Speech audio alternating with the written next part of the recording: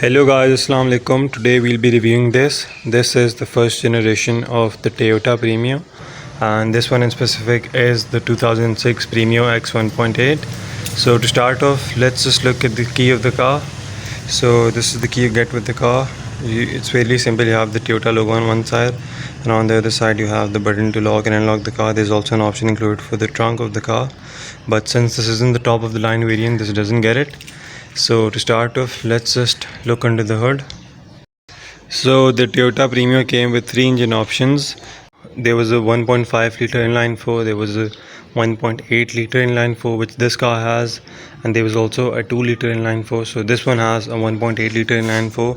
It's called the 1ZZFE, and it produces 120 horsepower and 165 newton meters of torque. Let's just look at the front of the car.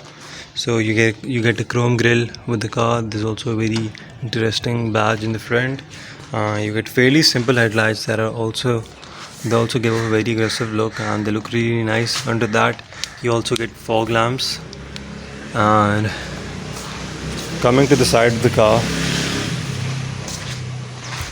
you can obviously that this car is obviously very long in comparison to the Corolla, because it is obviously in a league above the Corolla. So it has a length of 4,600 millimeters, and it has a very I would say it has a very pretty side profile, and it looks really nice as well. But one thing you can notice is that this car doesn't have a lot of ground clearance, and it is very low in comparison to the Pakistani sedans.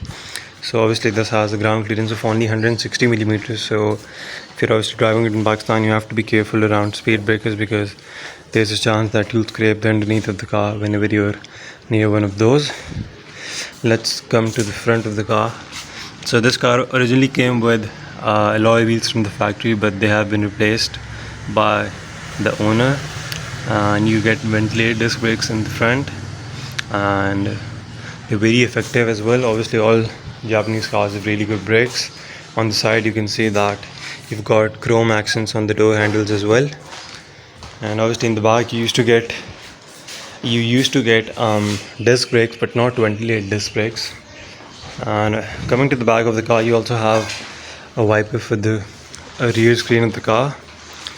And also this is how you can identify if this is a pre-facelift or after facelift model. So obviously this car was originally launched in 2001, and this was given a facelift in 2004. So this is obviously the lights that were given after the facelift, and before that you also had fairly simple headlights, but I think these are very pretty in comparison. And these are also LED tail lights, which the pre-facelift model didn't have. Now let's just look into the trunk of the car. So this is the boot of the car. There's also a brake light mounted onto the rear of the car, and the boot is obviously very big as well. It's not really high and it's not really deep, but it's really spacious. You get 275 liters of boot space in this car, which is very useful, and obviously it makes this car really practical as well. Let's just hop into the back seat of the car and see how it is inside it. So obviously getting into the back of the car, so on the door you can see that you've got chrome handles as well. Other than that, you've got a fairly normal Japanese car interior from the 2000s.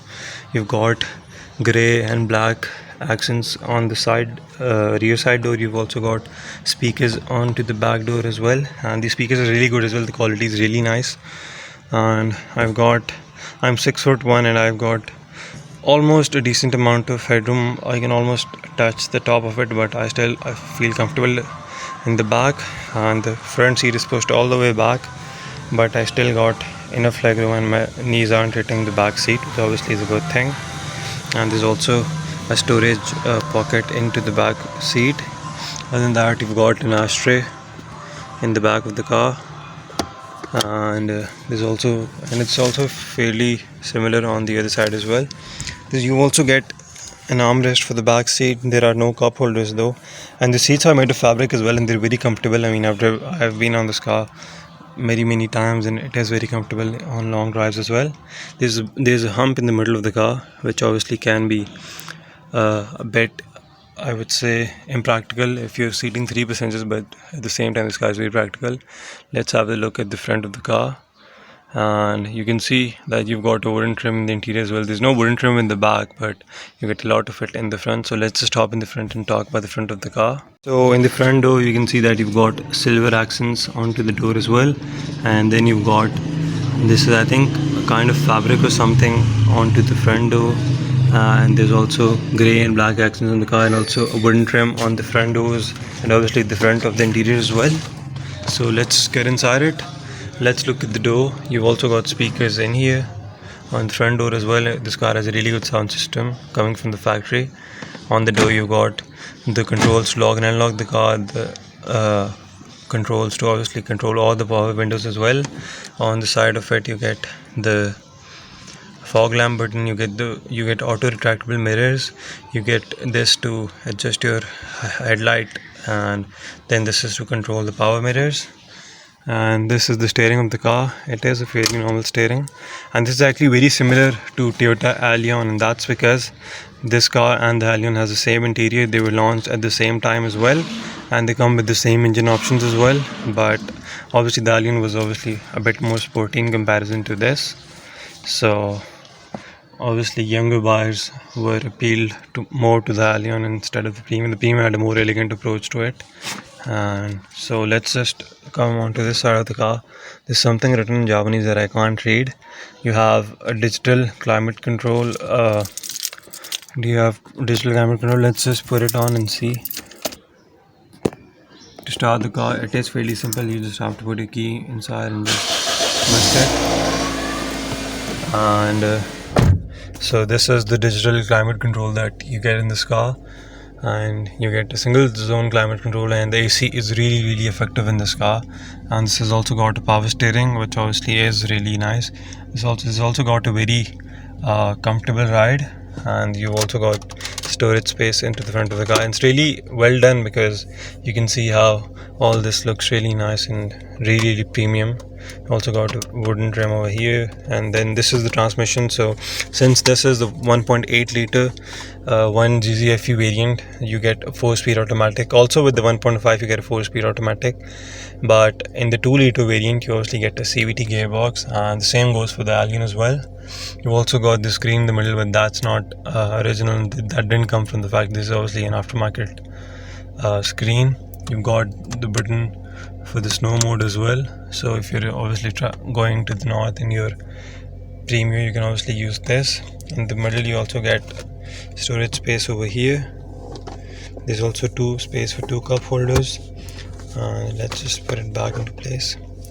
So obviously on this side you can obviously get the armrest, and you can also get storage space for this car. There's enough room over here, and you can put a lot of stuff over there. I think this top compartment opens as well, and yes it does.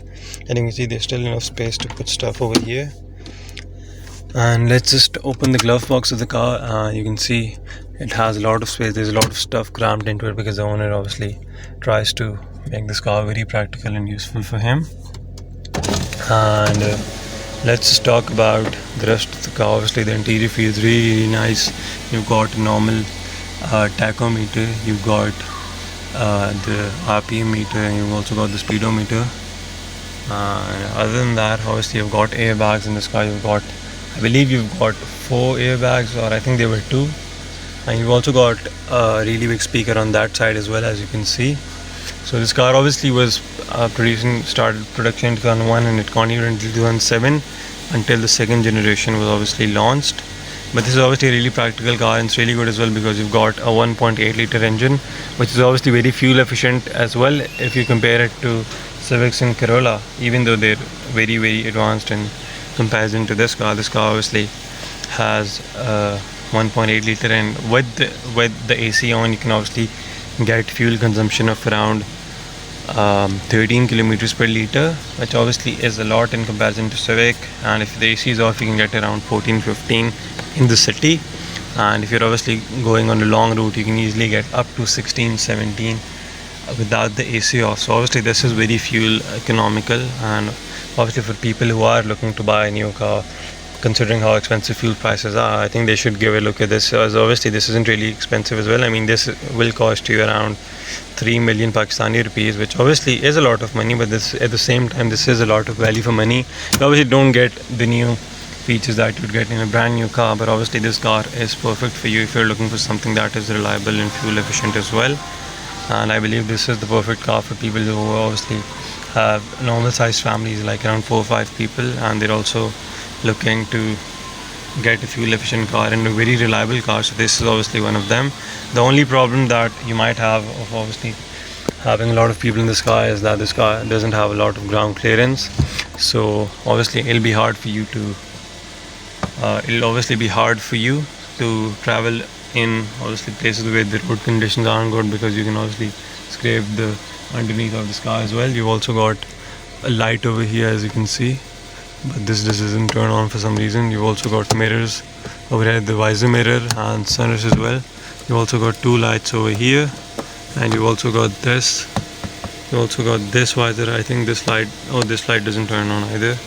Maybe that's a problem, but obviously you get that option as well, and maybe in a better spec car that would work. So this obviously isn't the top of the line variant either, but obviously I think if you're looking to spend money on the car, around 3 million, so if you get a new car you'll obviously get the Altswin and all, but in comparison I think this is much better than the Altswin. Obviously this has much better look than the Altswin. It looks much better. It is obviously more reliable. Obviously the Altswin is newer, but it is Chinese, and obviously Chinese cars aren't known to be very reliable in the long run. But in comparison, this is obviously the Toyota from 2006. So Toyotas from that era are obviously known to be invincible because they are very, very reliable, and they're also this is also a very pretty car. And this car is also up for sale, so if anyone's interested to buy it, please comment, or I'll probably leave a number in the bottom of the description and you can contact us on that. So that is it for the review. I hope you guys liked it. Please leave a like and also share it with your friends if you liked it, and please comment what other cars you want us to review. Thank you for watching. Take care. Allah Hafiz.